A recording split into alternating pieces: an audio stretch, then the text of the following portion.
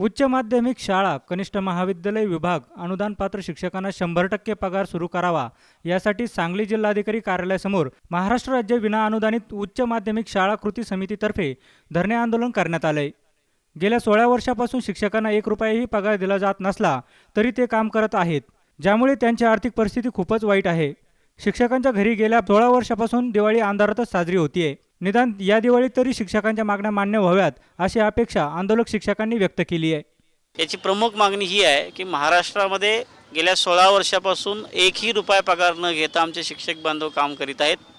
आतापर्यंत आपण 180 आंदोलन केली, हे 181 आंदोलन करतोय। तर ह्या राज्यातील शिक्षकांना पगार द्या अशी आपली मागणी आहे। यासाठी निर्णय होऊन 3 वर्ष झालं। 3 वर्षामध्ये ज्यांना अनुदान द्यायचं यांची आर्थिक तरतूद करून यादी घोषित करायला पाहिजे होती, यादी घोषित केली नाही आणि म्हणून या शिक्षकांना पगारच द्या, पगार द्यायला पाहिजे यासाठी आपण इथं आंदोलनाला बसलेलो आहे। तसेच सर्व शिक्षकांना तत्काळ 100% पगार सुरू करावा यासाठी दिवाळीपासून मुंबईतील आझाद मैदानात शिक्षक उपसंचालक कार्यालयासमोर कुटुंबासमवेत आमरण उपोषण करणार असल्याचे शिक्षकांनी सांगितले आहे।